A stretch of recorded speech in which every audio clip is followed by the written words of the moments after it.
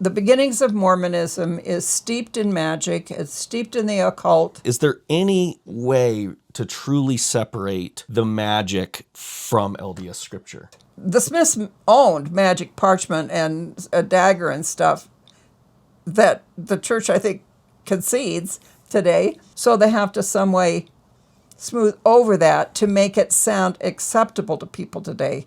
That, oh no, he wasn't like gypsies with crystal ball. No, this is a prophet of God using a God-ordained stone. But they have to ignore the magic part and just emphasize the stone that he used to translate the plates.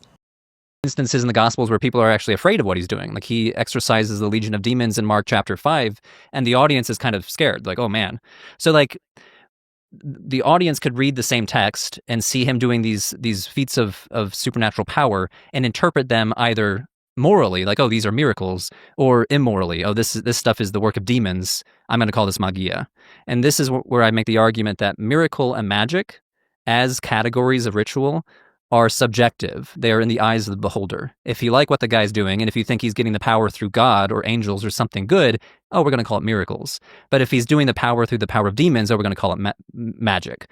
And we see hints of this with the so-called Beelzebul accusation, where in the Gospel of Mark, Jesus, exorcises demons, and then his opponents are like, oh, well, you're exorcising by the power of Beelzebul, who's this demonic figure. So even his own critics were like, oh, even an exorcism, which we might think of as a good thing, getting demons out of somebody, you could be doing it through illegitimate means. So this is what I mean by a category of ambiguous or illegitimate ritual, because you can look at the exact same ritual, an exorcism, and put it into two moral buckets: miracle or magic. And I would say there's no anthropological sense where we can define miracle vis-a-vis magic. They're both in this broad anthropological category of thaumaturgy, or thaumaturgical performance, which is the technical term of wonder working. And sometimes that wonder working could be clocked as evil, and sometimes it can be clocked as good. But as the anthropologist, as the archaeologist, as the historian, we can't look at that and be like, oh, this is magic, this is miracle. It's all thaumaturgical performance, and the opponents of Jesus would move it into the illegitimate bucket, thereby calling it magia.